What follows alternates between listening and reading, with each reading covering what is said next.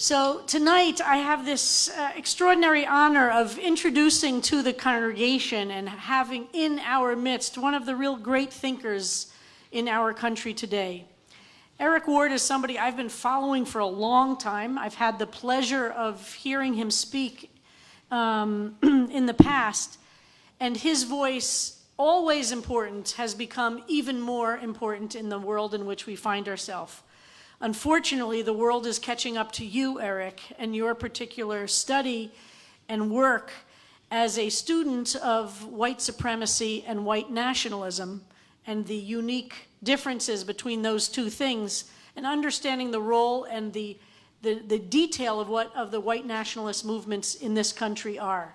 He has been a student of those things, and as a result has really deeply become one of the greatest lenses through which those of us who only see it as a mysterious blob can rely to understand our world. He has over the many years of his activism as a longtime civil rights strategist, been thinking deeply about these issues, not just superficially, deeply trying to understand what identity politics are and what they've become, how we exist in the world based on our many different identities, and how different peoples from different places can work together. But perhaps the thing that has propelled him to the greatest attention in the Jewish world has been his profound thinking about the relationship between anti-Semitism and white nationalism. And it, of course, should not be only in the Jewish world, but it is not enough that the Jewish world has been only starting to think about these things, unfortunately, I think relatively recently. But lucky for us, we have a hero, and that hero happens to be here at CBST tonight, and we get to hear him speak. So it's my honor and thrill to introduce Eric Ward to CBST. Eric is going to speak during the services for a bit, and then after services, everybody's welcome to come back upstairs where we can have a more extended conversation.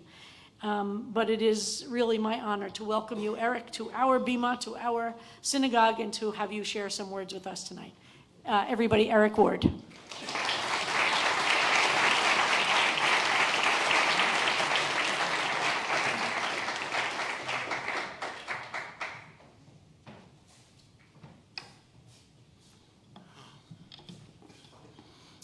That is a very kind introduction. Hello, everyone. Good evening. Shabbat shalom. It has been a difficult week, not just in the United States, but around the world. And I can't help but think of those mothers who have lost their children. It is very difficult to carry loss and nuance at the same time. It is hard to grieve and to maintain the importance of community. But it's in this moment that I think it is critical for us to remember that even in the darkness, that our role continues to be to have faith in one another. That faith needs to be our measure. And as we believe in one another, regardless of the storms that we find ourselves in, regardless of the mountains that appear, that we can find hope. I don't speak of optimism. Optimism, the idea that all things will work out perfectly. But I do speak of hope in these moments. Hope are those things that we gather amongst ourselves, that if we can nurture, if we can strengthen, that there can indeed be a better world, a world where all of us can live, love, and work free from bigotry. I believe it is our measure to hold on in the faith of one another, faith beyond our ethnicities, race, religion, gender, and sexual orientation. I have hope But as we hold that faith, so shall our powers and blessings be. And it is those powers and blessings that will transform this world. I think of the moment we find ourselves in here in the United States, a moment where 1 in 4 Americans are willing to accept an authoritarian government, a world where over 50% of white America believes that they are the most racially discriminated against in the United States, a world that we find ourselves in, where a poll taken after Charlottesville, where neo-Nazis marched through the streets chanting, "Jews shall not replace us," found that while less than 8% of Americans were willing to embrace white nationalism, that 30% of white Americans, while rejecting the most obscene symbols, embraced the core tenets of white nationalism. We find ourselves in a moment where our very society feels adrift, and we often don't know what to do. So not knowing, we often freeze. When I was a young kid, and once I was a young kid, I often think of those moments where I froze and didn't know what to do. I grew up in a time of desegregation in Long Beach, California. And desegregation meant going to a different school in a different neighborhood. From 7th grade through high school, on my way to my different schools, I often found myself being taunted with people who shouted, "Go back to Africa," shouted the N-word from me from cars as I walked my way to school. It happened so much to me and to others that we never once thought about talking to our parents or to teachers about this. We merely just froze and then made our way to school and back home. But as I grew up and I remembered the fear and the isolation, that I wanted to create a world where no one felt that, where fear and isolation would not divide us. So did a civil rights movement that emerged in this country in the 1950s. It's interesting, we often talk about the civil rights movement as a 1960s phenomenon. But the truth is when we think of Emmett Till, Little Rock, and others, most of these things started in the 50s. And if you dive into civil rights history, what you see is that instead of being a 1960s movement, the civil rights movement actually begins to rise in the 1920s and 30s. Sometimes our markers of when things begin and end confuse us. So I often like to talk about the civil rights movement. If people are familiar with Rosa Parks, the story that I learned is that Rosa Parks one day was tired. One day. And that on that one day that she found herself tired, she decided not to give her seat up. And when she didn't give up her seat, lo and behold, like manna falling from heaven, an entire civil rights movement just launched in Montgomery, Alabama. It's one of the most incredible things to ever happen. People stayed off buses for an entire year, right? What a phenomenal miracle. And ultimately, these civil rights activists win. And this win leads to the defeat of white supremacy in the United States. And when I say white supremacy, what I mean is a system of exploitation that was created to build American society. I like to remind people none of us were here when white supremacy was constructed. But it was constructed, and it was built off of three things: the genocide and the stolen resources of indigenous people, the exploitation of free labor of black people, and the third is the control of sexuality. Not just women, but primarily women at the time. It is these three things that allow America to build and to grow. Now, to do this, they had to convince white people to believe in white superiority. So whites were socialized to believe that they were superior. People didn't wonder if they were superior. They were just socialized to understand that they were. It is in this mist of the civil rights movement that white supremacy falls. Sort of like my kippah is sliding this evening. And what I like to point out to people is that white supremacy is defeated by a civil rights movement. And it ends de jure white supremacy under the law. Now, what we know is that Rosa Parks just wasn't tired one day. She was tired many days, along with many black women in Montgomery and across the country. And that Rosa Parks was a civil rights activist and a women's rights activist. She was the secretary of the NAACP. She and others had gone to Highlander in Tennessee and strategized around how to launch the civil rights movement in Montgomery, that she was not the first to give up her seat, nor was she the first arrested.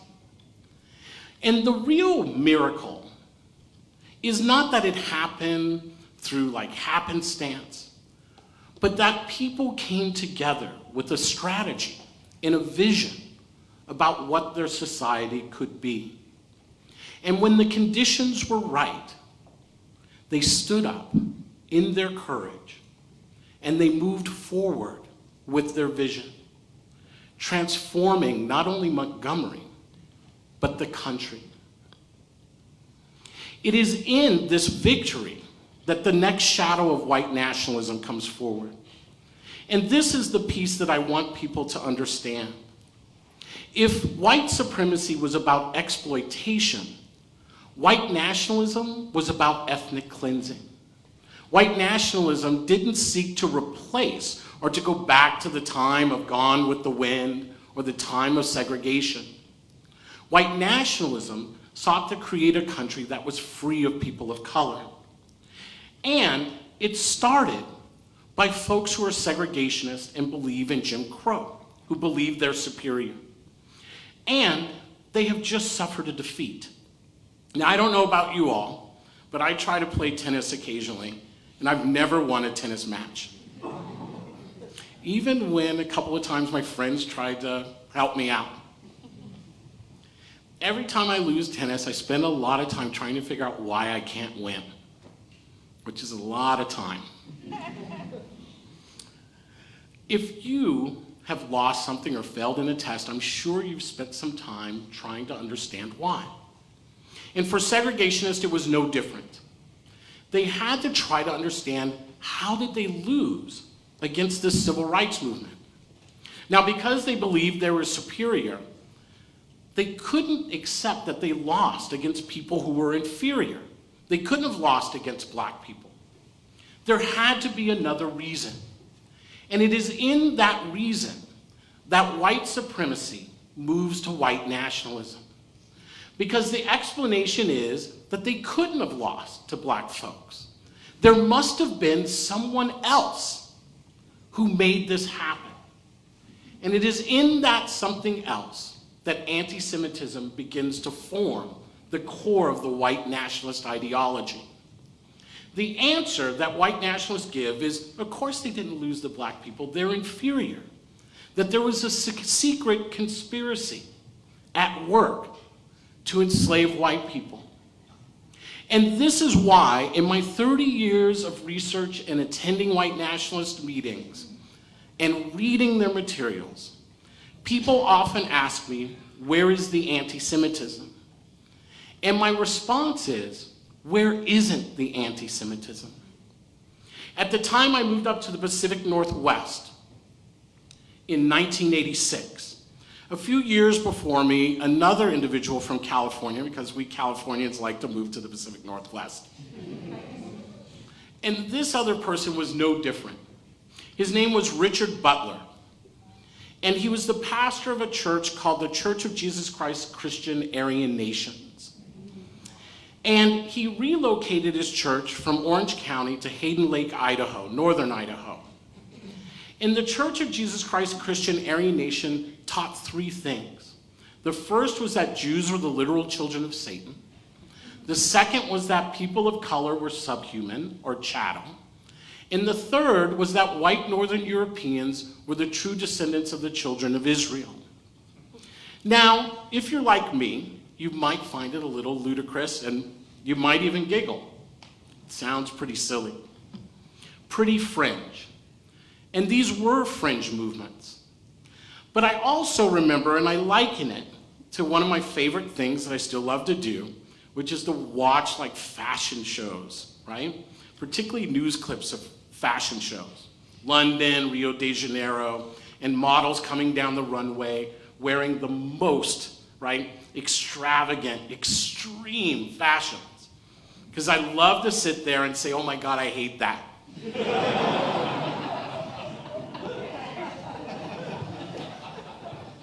I have others in the room who do the same. I love to say, it's so out there. No one is ever going to wear that. And I'm right, I like to be right, right? But I also read once in People magazine that most fashions are worn once and then you never see them again. But it's not true that we don't see them again. Because when we go shopping in our stores a year or two later, what we know is that those fashions have influenced what we see coming down, what's being sold on the clothing racks. It's not as extreme, but the influence is really there. In the same way that the fashion industry seeks to influence what happens in the political mainstream, so too has the white nationalist movement influenced what happens in the political mainstream. And like fashion, it has been successful. We can look at issues of immigration, the reversal and the beginning of tax on the LGBTQ community, the gutting of refugee services in this country, the gutting of social service networks, of affirmative action, and understand that out of the fringes of society, white nationalists have begun to change the narrative of who is an American and what will America look like. Just last week, Oliver North, who is not a fringe white nationalist, called the National Rifle Association a civil rights organization. We may laugh, but it mimics what white nationalists were saying and identifying themselves in the 90s as white civil rights activists. From the margins to the mainstream are just a few steps. The challenge is that the very fuel that drives the white nationalist movement is a conversation we are unwilling to have in rights movements. And that conversation is, what is anti-Semitism and how does it function today?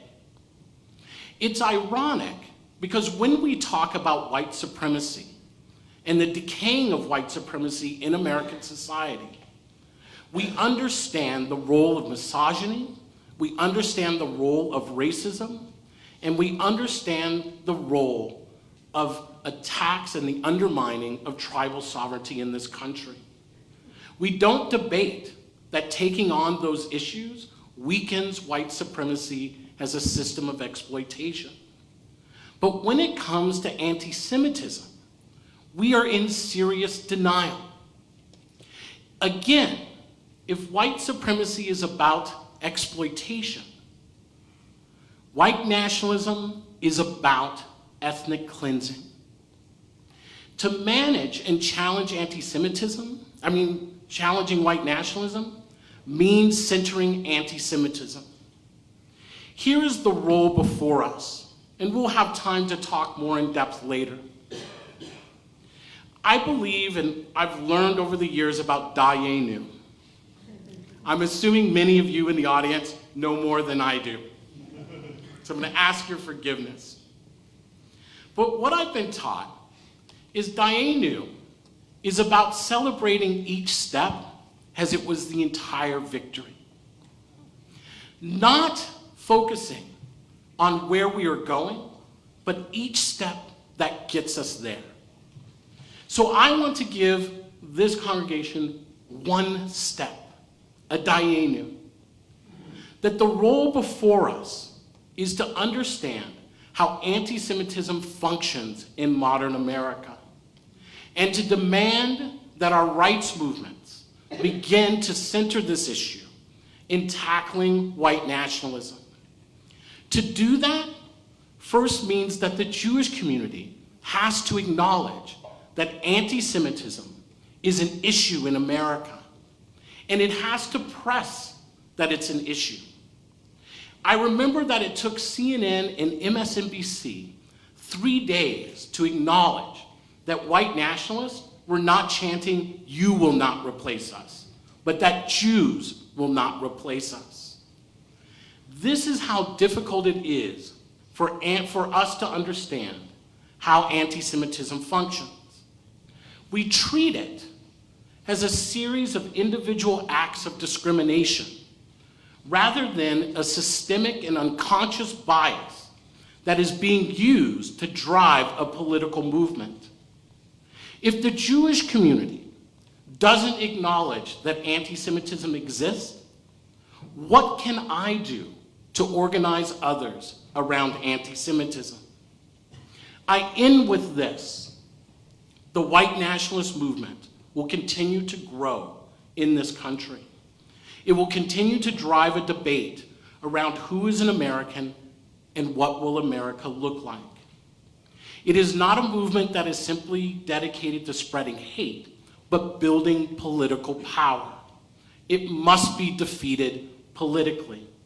In the same way that white supremacy was defeated as the rule of law in the 60s.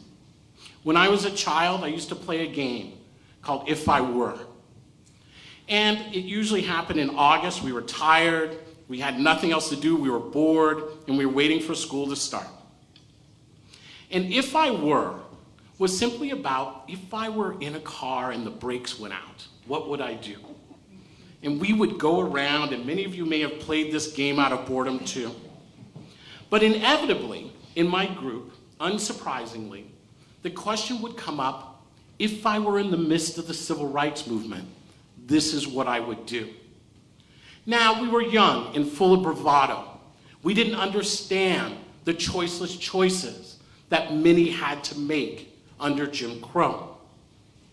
But that question has always haunted me all my life.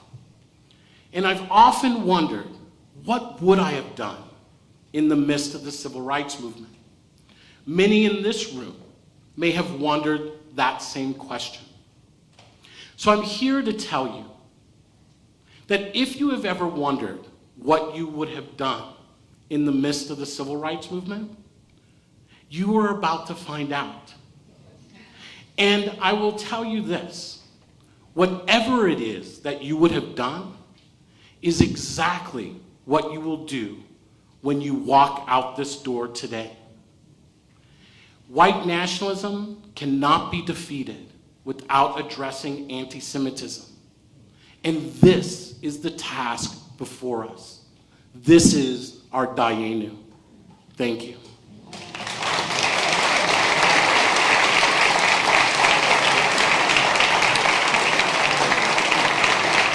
Welcome.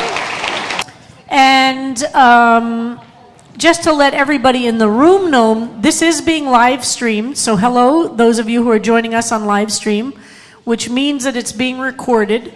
So if you want to tell anybody about it, not only was the service recorded, and you can find it in our usual spot on the Facebook page, but this will be as well. So that will be available. So I want to thank everybody for joining us tonight. And Eric, what a thrill to have you here. And I could watch I had a lot of pleasure feeling the congregation go with you on your journey of your talk and begin to understand the depth of what you were teaching us. But before we go to some of the ideas, could you tell us a little bit about 30 years of studying white supremacists, what that was like, and how did you start doing that as a field?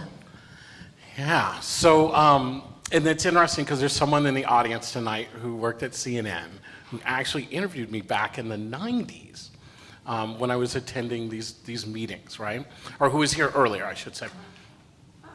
And so I grew up in Los Angeles, California, and I grew up in the heyday of the punk scene in LA. So I am a punk rocker, right? And unapologetically, right? And that's the music I grew up with. So I grew up at a time in a music scene that was very tribal, right? So it was not a scene full of angels. There were amazing angels in it. But, it was mainly speaking to like alienated youth in our country and across the world. So I'm in this scene, and as we continue to kind of grow in our kind of subculture, and I don't know why this is sliding on me tonight. It's like, I've like lost, my head got smaller when I came to New York. The secret is some people in the congregation use double-sided tape. I've heard this. I heard, I'm be a fan of that now. If bobby pins don't work with your particular hair situation, which would be fine. So the gist is this. So I'm in this subculture, and people start showing up in this subculture, and they're calling themselves skinheads, right? Really, they're just neo-Nazis with short hair. And they are telling us who we can't hang out with in our scene. And so ultimately, we have to make a choice, right? Do we concede this music scene to them, right? Or do we begin to kind of push back and stand up for ourselves and for our friends and for our community? But it's not really till I moved to the Pacific Northwest. So in 1986, I like to tell the story that friends asked me to move up to Eugene, Oregon. And my quick answer, these were friends I'd grown up with, some of my closest friends. And so my response was, after being thoughtfully asked, was no, right? Why would I ever move from LA? Well, eventually I moved from LA. It's a wild life. And I move up to Eugene, Oregon. And while I'm up in Eugene, Oregon, something very significant happens, which is the murder of an Ethiopian student by the name of Mulugeta Surah. This happens 30 years ago, this fall. And he is attacked by a group of neo-Nazi skinheads. He's beaten to death on the streets of Portland. And it was a wake-up call for all of us in the Pacific Northwest. And through the hard work of a lot of individuals, what eventually happens is that many of us come together and we form communities in urban and rural areas. We build broad-based coalitions. I often say it was some of the few tables where you could find a blue-haired punk rocker with a mohawk, right, and a Republican farmer. And folks may not have agreed on everything, but we did agree that violence and bigotry didn't have a place in our communities. And that's why I took on the work. And ultimately, I go to these meetings because I decided early on that I couldn't ask people to do something that I wasn't willing to do myself. So can you describe what it was like to go to some of those meetings? It's not something anybody else in this room has probably ever done. Yeah. I know, I think everyone should. And to be doing it as an African American, but even just as a sentient human being who's... Yeah. So, I'm an organizer, right? And as I said, one of the rules of organizing is don't ask people to do things you haven't done yourself. It's not fair, right? There are other folks I can't name. I don't know what names I can say and can't say, so I'm not going to mention names. But there's someone great who I'm working with who is he was a phenomenal researcher in Oregon. And he decides that I have to go to this meeting in Salem, Oregon, right? And it's at the Salem, Oregon Fairgrounds, which at the time was in the middle of nowhere. It was a big parking lot, and then there's, the fairgrounds, and then there's the meeting hall. And at this meeting, it's the Populist Party of Oregon, which is primarily run at the time by the Klan and Christian patriots. And they had just the previous presidential cycle had run David Duke, former Klansman, for president. And this time they were running his running mate, which was Bo Gritz, former colonel in the Green Berets, who was affiliated with the Christian Patriot movement and Christian identity. And so we decide that this is the meeting I'm going to go to. And our thinking is that it's kind of in a public space. It's not so hardcore. It's not just it's not a neo-Nazi meeting. It's kind of broad-based. And we're assuming there's like other folks in the meeting, so perhaps there'll be other folks who I won't know who might keep an eye on me, who are there from other organizations or not, right? So I'm like, how are we going to do this? And then this person hands me High Times magazine, right? And I don't know if people are familiar with High Times, but in California and Oregon and Washington, we are, right? And it is what it sounds like, right? it is exactly what it sounds like. It's not High Times. Right. It is High Times.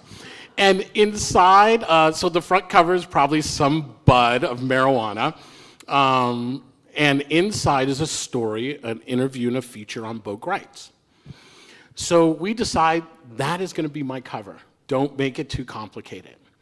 So I go into the meeting with this High Times under my arm and sit through, and there are Christian identity folks. Everyone you can imagine is in this meeting.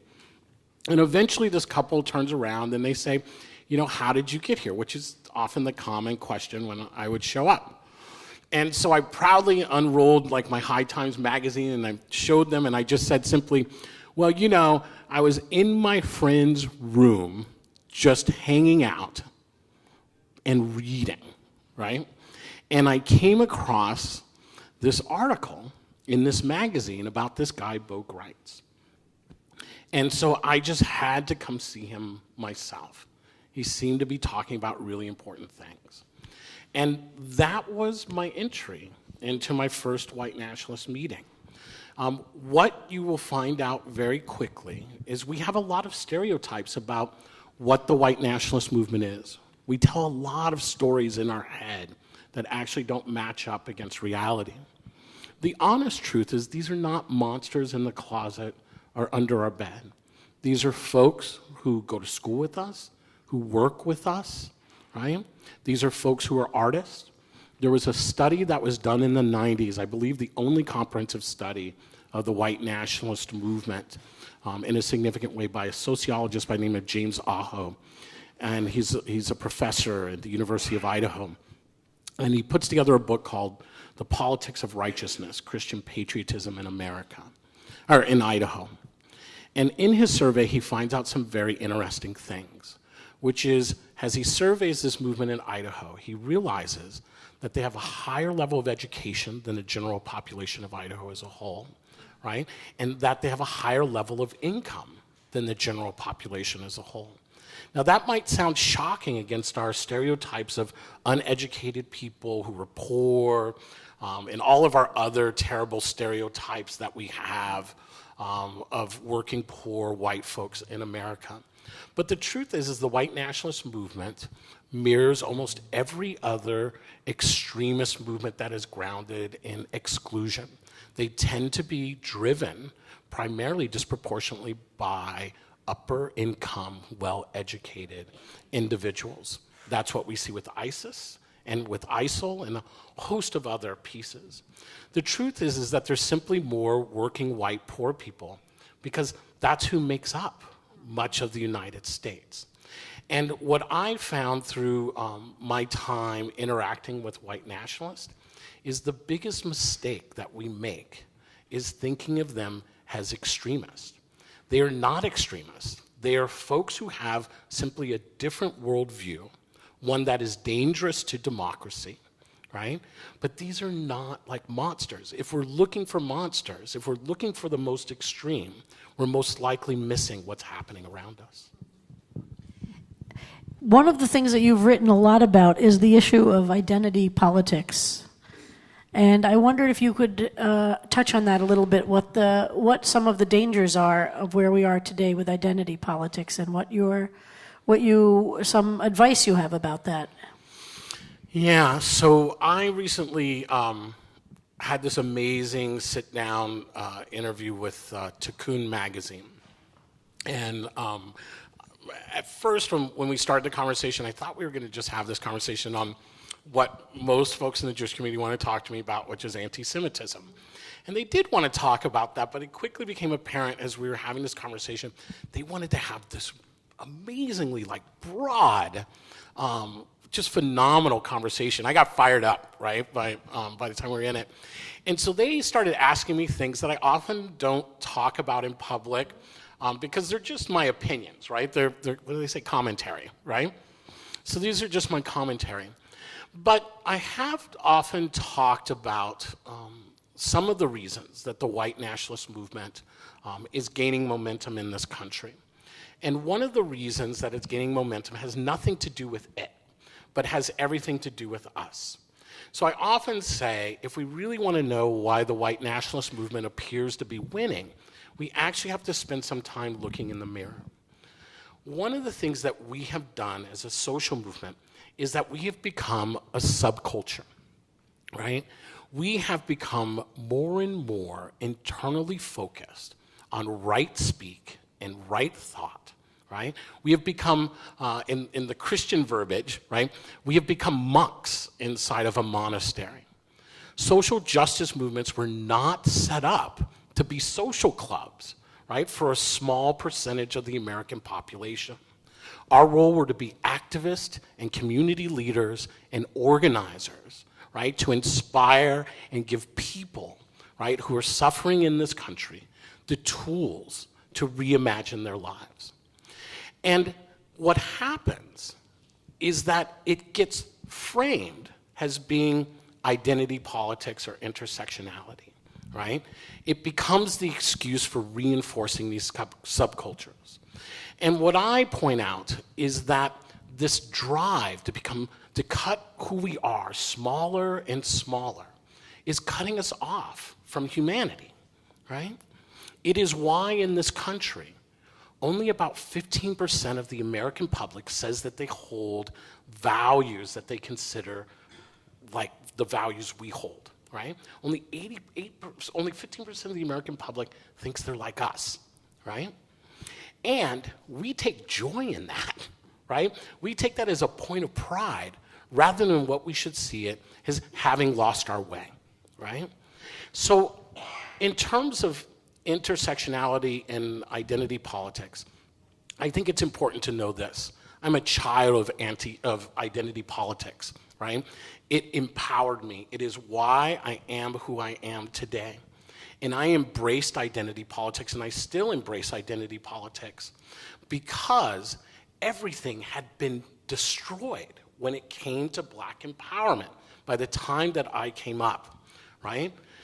The civil rights movement in this country had been devastated through things like COINTELPRO, through misogyny, through an over-reliance on militant rhetoric, right? The inability to come up with broad plans that really inspired the population. And even when we did, those things got crushed. So by the time I came up, there was no one. Everyone had been burned out or had been driven into exile. We never really talk about what happened to Black leadership. And so in the midst of that, right, our empowerment was saved primarily by Black and Latina, but also Asian women who were known as third world feminists, right?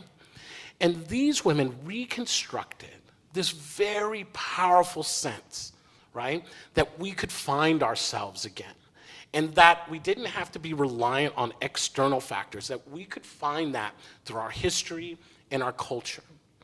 But this gets distorted because we forget that what these feminists were telling us is that identity politics and intersectionality, right, centering the most vulnerable, was about reminding us of our common humanity. It wasn't about setting up hierarchies of oppression, right? It was about reminding us that we had more in common with one another than we had separating us. And somehow in this era, it's been distorted. And it's been distorted in such a way that we believe that we are the ones winning in this society, that the wins are in ourselves. And my argument is that we are in for a rude awakening in this country. People think this is the worst that it can get. And I promise you, you can look other places in the world and understand that it can get much worse. Democracy, right, in democratic institutions, we still have kind of this idea of American exceptionalism, right? That our democratic institutions can withstand every test. And I believe that, in fact, they are much weaker than we want to admit. And all we have to understand is that building political power around racism and xenophobia and homophobia is actually fairly easy. What's hard is to construct the vision of a multiracial society. And we have gotten so caustic, right, around this, that we actually say things like, white people should go educate white people. That's not very strategic, right? That's a contradiction of how we believe race functions in America, right? What it means ultimately is that we have to engage everyone who is on our side and to understand that the majority of people are never going to be as woke as we think we are, which isn't actually that woke, right?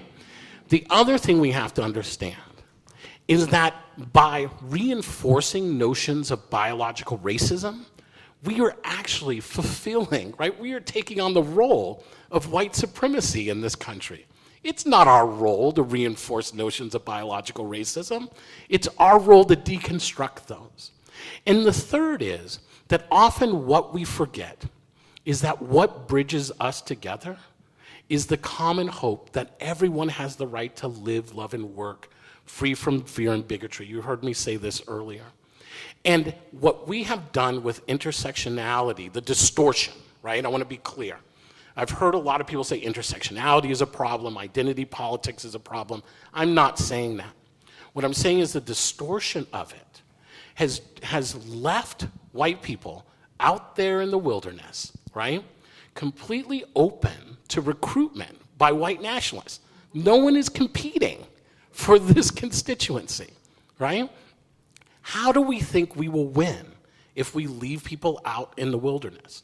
And what kind of movement are we that would actually leave people behind simply because of their race? You know, Eric, you're brilliant, you're iconoclastic. It's, your voice is so, we're desperate to hear it, and you're welcome to have some water, by the way. Please have some water. And I'm trying to not speak so much so we can hear more of you, but you're working hard. But let's go back to anti-Semitism, because that was where you led us in the talk, and it's obviously everything is related. All is connected, as Grace Paley would say, all is connectedness. But let's talk a little bit more about the anti-Semitism and how it functions. I agree, obviously, that it's everywhere when you talk about the white nationalism. But if you could go a little bit deeper about how and why anti-Semitism is so essential to it, kind of theologically, as a system, and also practically how it functions.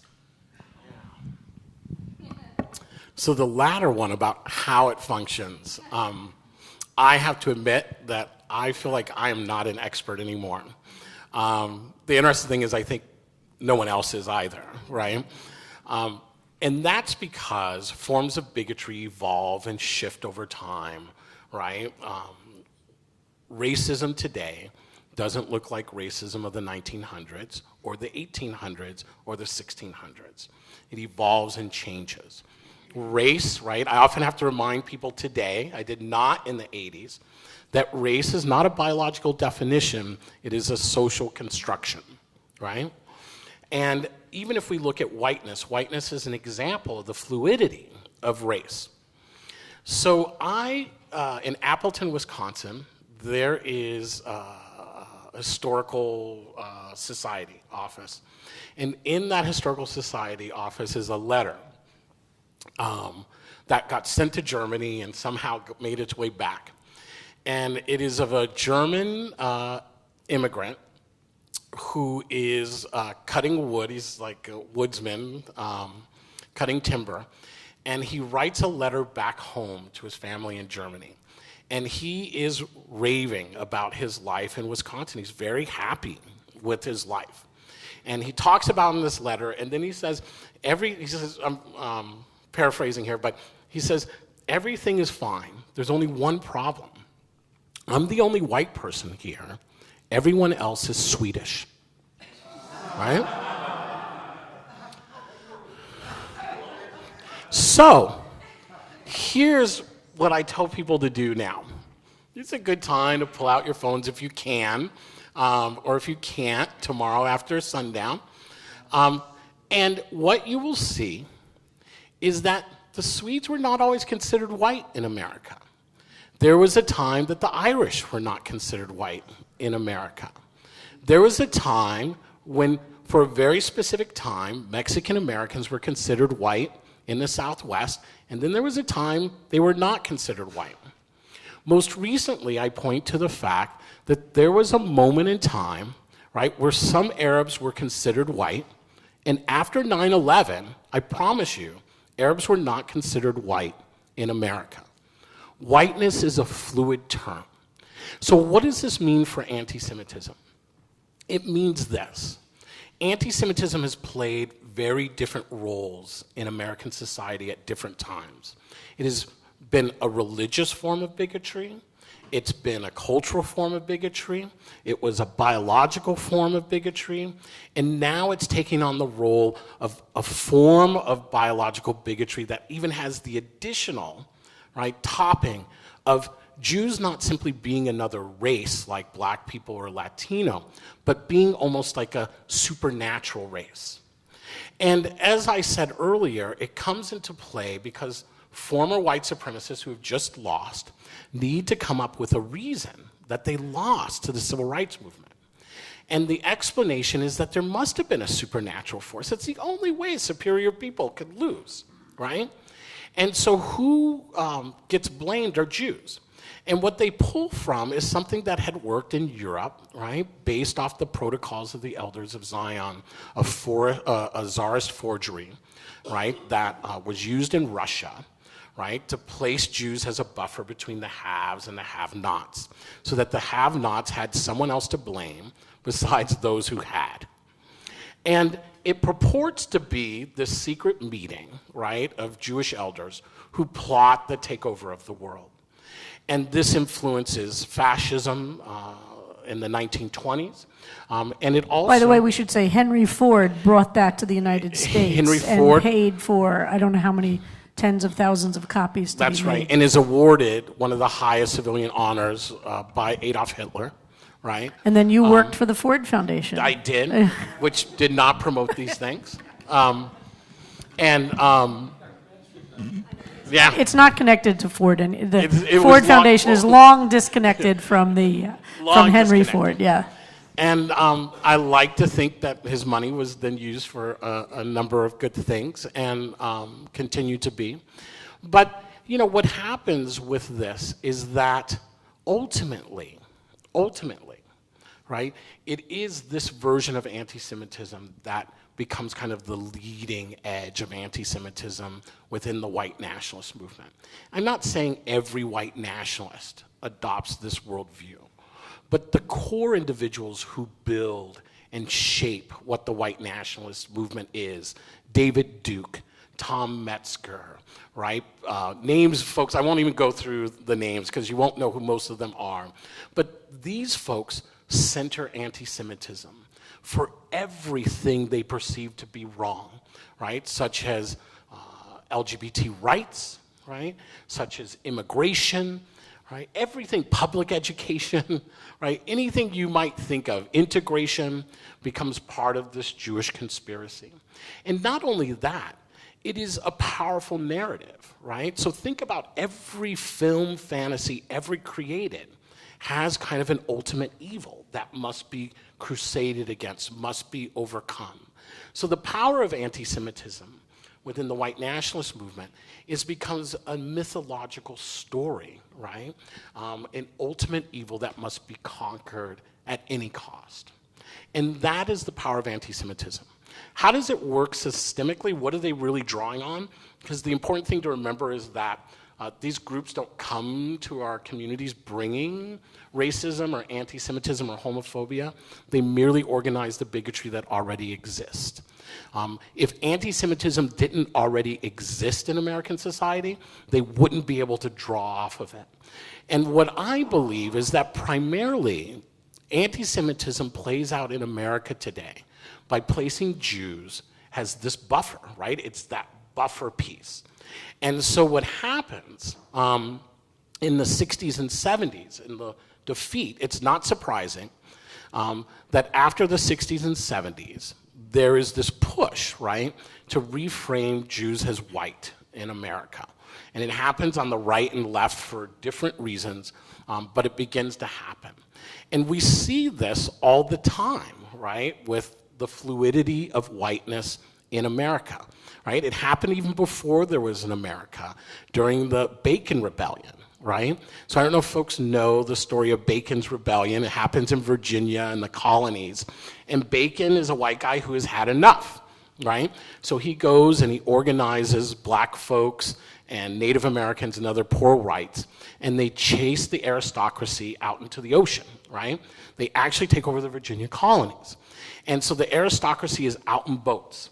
And it's not until the British come in with more boats and troops and suppress the rebellion, right, that the aristocracy comes back. And it is after this that you begin to see shifting, right, in how slavery is functioning in the US. So you start to see you start to see the development of this term called white, right, after Bacon's Rebellion. You also see African Americans no longer treated as slaves who eventually can time out of this process. It becomes hereditary, right? Whites are able to, after their years are up, to be able to be considered free men. And it is whiteness shifting in American society. This happens after the civil rights movement. And the thing that I like to point out, though, is the difference for the Jewish community. Anti-Semitism is not like racism. It functions in a different way. And one of the ways that it functions, at least in Western democracies, is that the Jewish community often finds itself under threat, right, most, at that moment where it feels the most assimilated. And that's exactly what happened in France, and that's exactly what happened in Germany. And there's no reason to believe, with the fluidity of whiteness in America, that that can't happen again. Jews get used as the buffer between the haves and the have-nots in America. That's how anti-Semitism primarily functions. Wow, so I'm going to open this up and for some questions from folks who are here, and we have a lot we can talk about. So Judy. I just want to know, are you familiar with a book called Anti-Judaism, History of Anti-Judaism? You start with David Nuremberg as the author, which goes back actually before Jesus, and gives all kinds of examples, and then how that being a Jew changed different meanings. So it really didn't even mean the people who used it and felt that all these things didn't necessarily reflect people. I mean, there may be no Jews there, but they considered them Jewish because they had to, they exhibited certain characteristics anyway. It's an interesting and distressing book. So I'm not familiar with the book, but I am familiar with the fact that you can have anti-Semitism even in places where there are no Jewish populations, right? And it still functions. It still plays a role, right? I don't want to use the word unique, because as soon as I do unique, it sounds like I'm setting up hierarchies. But in the way that anti-Semitism functions, one of the things that I argue is that even communities that aren't Jewish, right? And in fact, in the United States, who may ultimately be most vulnerable to anti-Semitism, right, are communities that aren't Jewish: Muslim, immigrants, refugees, African Americans. Because at the end of the day, anti-Semitism is more than about suppressing the Jewish community, right, or exploiting the Jewish community. Anti-Semitism is about constructing political power to reshape society.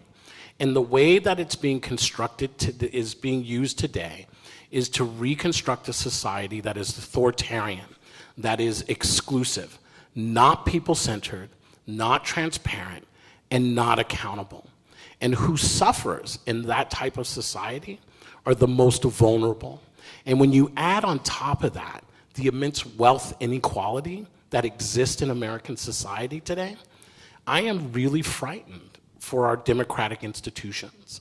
As weak as they are, and believe me, if you know me, you know I have lots of critiques of democratic institutions in the United States, right? I'm black in America. But I will say this: I am firmly convinced, right, as an organizer, as a person who looks at strategy and theory of change, that the only thing protecting us right now from the white nationalist movement is these democratic institutions. There was a meeting that takes place in Estes Parks, Colorado, and it's the birth of the militia movement in the 90s, right? So the first kind of modern, present-day, armed paramilitary organizations ignite around Ruby Ridge and then Waco. And at this meeting was a Christian identity adherent. He believes that Jews are the literal children of Satan, people of color are subhuman, and white Northern Europeans are the true descendants of the children of Israel. And in this talk, he gives a rousing talk, and he says to folks, he ends it by saying, first we take care of the federal government, then we deal with the question of Jews. What he was arguing was for a broad left-right alliance, right, that was disgruntled with democracy. And it wasn't that, and they were even saying they were willing to work with some Jews around this, and that then they would come and confront the question of the Jews. Within this movement, we have to realize, regardless, right, of the candy they throw out above our feet, right, that this white nationalist movement is inherently anti-Semitic. And that is why when I actually spoke in Israel about a month ago, I think it was only a month ago, one of the things that I said publicly, right, was that the Israeli government, right, was playing a very dangerous game with this administration.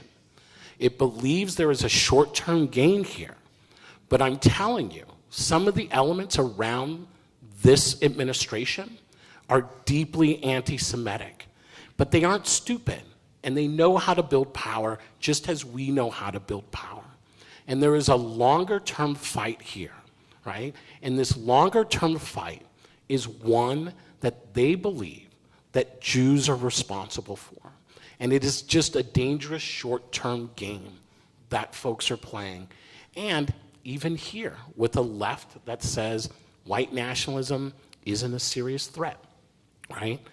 We play our own arrogance games where we believe our social movements are the only ones that have impact in society, right?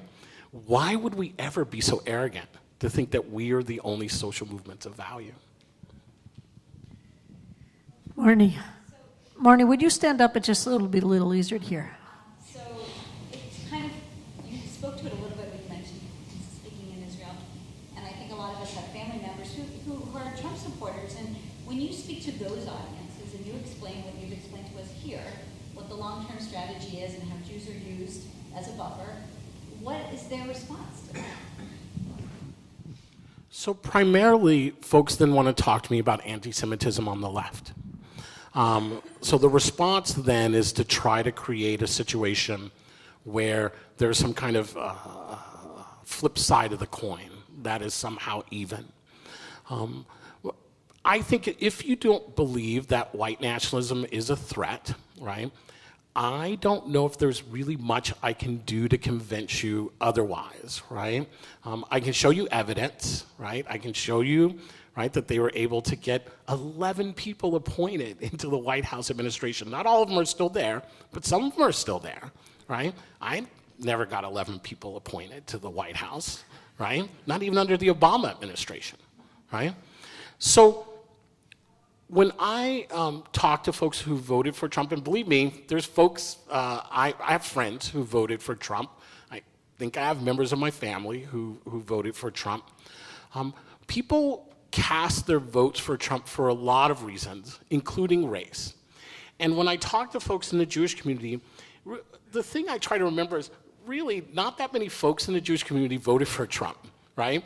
So I always like to remind folks, after African Americans, right, the Jewish community was the next in lockstep in opposition to Donald Trump, and I think that gets forgotten, right? I know, I always like to say when they say women voted for Trump, white women voted for Trump, Yeah. not Jewish women. No. Jewish women did not vote for Trump. No. And so Like- that's just, and that gets lost often in the... It gets lost. Like my kippah is trying to get lost again. I know, why don't I take it off? Because I like to struggle. It's very orthodox. Right? I like to wrestle, right? So here's what I would say. There is actually anti-Semitism on the left. Let's acknowledge that. And there's anti-Semitism on the left because there's anti-Semitism in America. And it plays out in different spaces in different ways. The difference is that the left is not in power and is not on a path to power in this country for a lot of reasons, mostly its own, but not all. The white nationalist movement is. The other difference is that anti-Semitism on the left is not central to left ideology, right? It's not the gas that drives left philosophy. It is the gas that drives white nationalism, right? Also, I also like to point out, right, that when we talk about anti-Semitism, what we have to understand is we don't actually even know how anti-Semitism functions in America today, right? We do these attitudinal studies around anti-Semitism. We do tracking of hate crimes, right, that are anti-Semitic. But I don't know the last time I've seen a real substantial dive into how anti-Semitism plays out in terms of education, in terms of jobs, in terms of culture, right, how we shape things.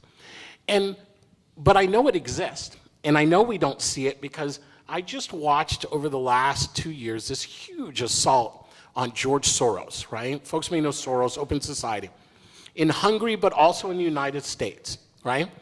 And I've watched this like attack on George Soros, who is framed as both a capitalist and an anti-capitalist, right? So let's don't forget, right, the dualism of anti-Semitism. And I've watched our side just remain quiet, right? As if when these folks on the far right are attacking George Soros, that they're actually attacking George Soros, right? It is fairly clear to me that George Soros is a symbol for the Jew. And if we don't see that and speak out against it, all we are doing is opening the space for further attacks. So it's not surprising, right, that we've seen this grow into what? The revitalization of the term globalist, right? And globalist is a code word for Jews. And what we see with individuals is they're just merely testing the water to see what do folks push back on, what don't they push back on. And my take is because we don't think anti-Semitism exists systemically, right, we're really shy about calling it out when we see it. My sense at this moment is I want to see people call it out. I don't actually care right now if we get it fully right, because I don't think we fully understand it. But I think we know when we think it's happening. And we need to like be able to call it out. The other thing, though, is what's happening within the Jewish community around anti-Semitism, particularly on the left, is that when we see it, we use it as an excuse, right, to leave those spaces, kind of mimicking the worst, right, the worst of like identity politics, the worst distortions of identity politics, as if we get the choice, right, or the privilege to leave spaces that are uncomfortable, right, or not welcoming. Imagine if I didn't come into any space where racism functioned. You would never see me, right? You would never see me in hardly any left or progressive space in America. I learned a lesson as a kid, right? I grew up in like rough neighborhoods, and growing up, one of the things I learned is that if you're gonna be in a fight, right, and you are likely going to try to survive that fight, it's not about hitting. It's about being able to take a punch, right? If we are going to struggle over anti-Semitism or any form of racism, right, we have to lean in. You cannot fight racism without experiencing racism. You can't fight anti-Semitism without experiencing anti-Semitism. We don't have the right to leave these spaces, because these spaces are the closest things we have to mass mobilization. I'll just say this one thing. I said earlier that 1 in 4 Americans is willing to accept an authoritarian government right now. There's lots of books out about authoritarianism. The only thing, I'm a scan reader when it comes to these really thick books. I'm sorry. Some folks call that anti-intellectual. Me, I like to scan.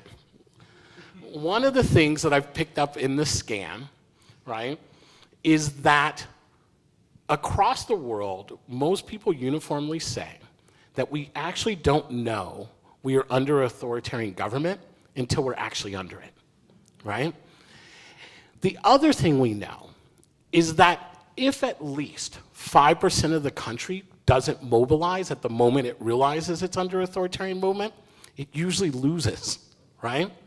The only way we build infrastructure for that type of mobilization is through a lot of the structures that we have now.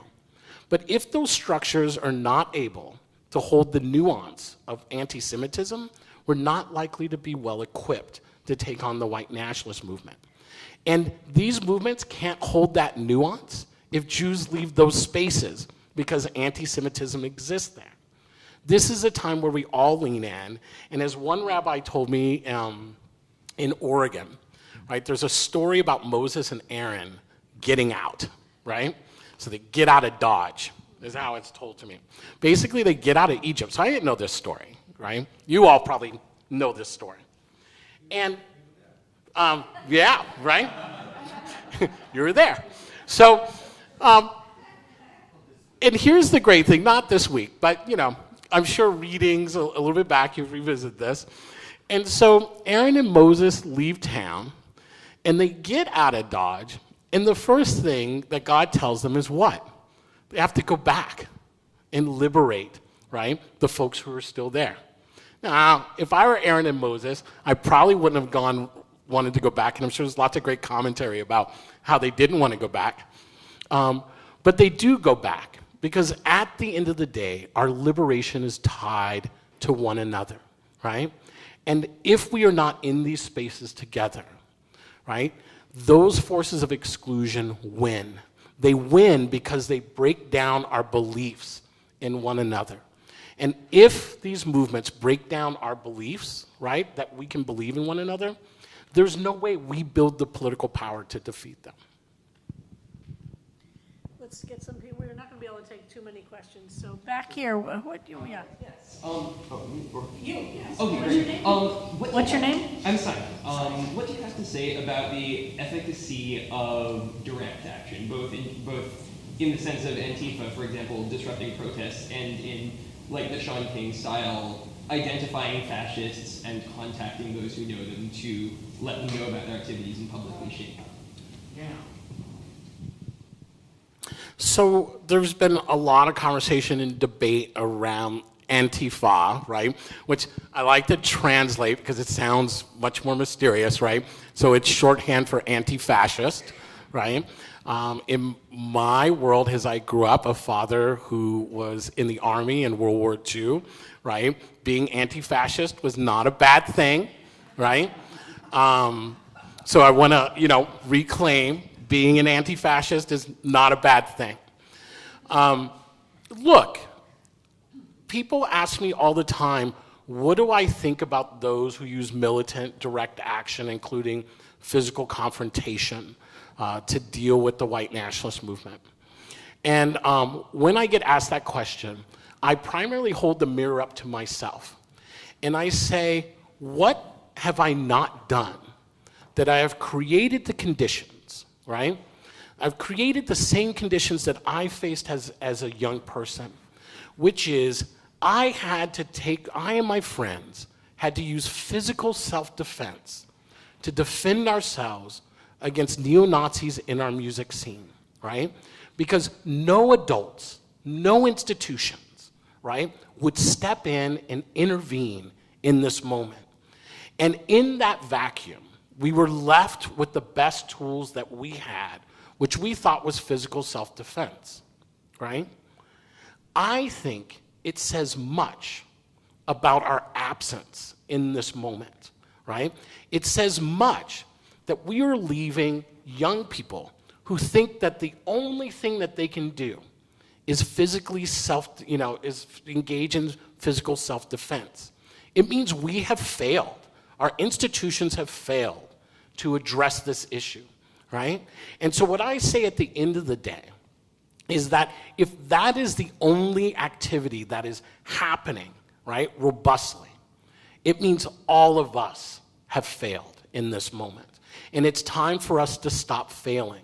Because at the end of the day, right, this is not a physical fight. This is a political fight. And if we don't build the necessary political power to defeat that movement and to push forth an alternative vision, right, an alternative vision, we might as well just close up shop now, right? This is not a movement that is playing around.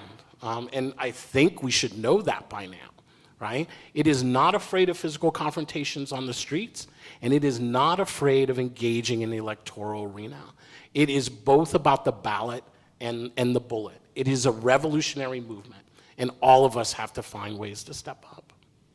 And we're going to do a last question, and then we're going to have to end for tonight, but there's a universe of world we go. Chef, you got the last question. Very scary. So you say that the white supremacists are on the rise, and we on the left and progressives have to do something. Well, how about if we don't really get it together, we don't do anything? How do you see our country and democracy? I mean, how long do we have? I mean, I'm serious. If we don't do anything like typical, if we don't get it together, I mean, how do you see this unfolding? I mean, it's a scary thought. We're going to have another question after this one. Yeah. So it's funny. There's some folks. So I'll say this. You remember that thing about optimism and hope that I talked about earlier, right? Well, I don't want to make predictions, right? So, because the last time I made predictions, they turned out fairly close, but a little sooner than I thought, right? So I want to focus not on what I think happens, but what I think we need, right? And we have the seeds for everything we need. We know how to build mass-based movements when we choose to. We know how to build an alternative vision when we need to. We know the energy's out there. We just saw all these youth walk out of schools across the country, right? We are seeing like these young people around gun violence step up. We've seen dreamers, right? Young immigrant youth, right, who had everything to lose, right? Step out of the shadows and walk hundreds of miles, turn themselves in to ICE, right? To test, right? to be defiant and courageous. We saw young students take over Ducati Park and other public spaces across the country and reignite a conversation on wealth inequality in this country, right? We saw gays and lesbians, right, in the trans community in the 80s, right, transform how we saw AIDS and HIV, right, opening the doors for something that I would never have thought I would see in my life, which was marriage equality, right? I never thought I would see that in my lifetime, and that proves to me that sometimes I'm wrong, right? And that's an important thing to know, that sometimes I'm wrong. What I think at the end of the day is that if we care about this moment, if we think it is really a crisis, we need to start acting like it's a crisis. I heard folks after Election Day, right? I walked into work, I walked into other spaces, and people were in tears. People said, this is an existential threat to democracy. Well, when my house is on fire, it's not the time that I sit down to write a script on fire prevention, right? It's not the time that I sit down to have side conversations about my kids' grades.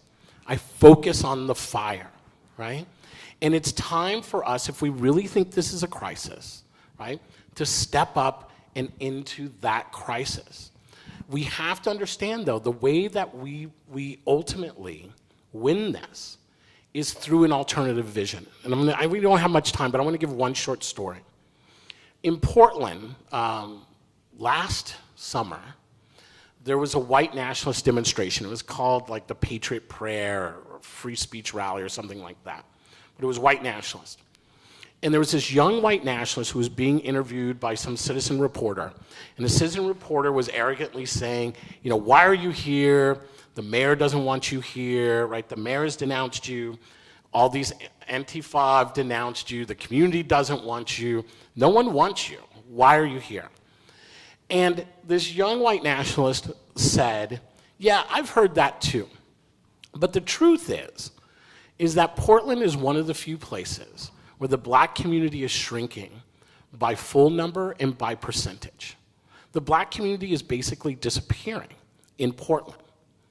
He said, you can say you don't want me here, but the truth is Portland is doing something I could never do. It's getting rid of its black people, right? If we really want to defeat the white nationalist movement, right, we have to both confront that movement, but we have to create an alternative vision by challenging, right, the hypocrisies of our democratic systems, right? If we don't address these disparities and inequalities, how are we ever going to put forward a vision that multiracial democracy actually works? So what I tell people is, don't think at the grand scale. It's overwhelming. It's frightening, right? What you have to do is the dayenu. What is the specific thing you can do right now in your community that makes a difference, right? That's where the hope is. And it's in that hope that I actually think I may be wrong. Because I have seen things in my 30 years of organizing that have astounded me, right? I have seen the power of organizing. I have seen the power of people who have a vision for a different world. And if we would just press that a little bit more, it's possible we get out of this moment. And if we get out of this moment, the one thing I do believe is that all things become possible. So let's get out of this moment. Thank you so much for being with us and for your work and your vision. And thank you, Taryn, so much for making sure that we were blessed to have Eric Ward with us. Thank you.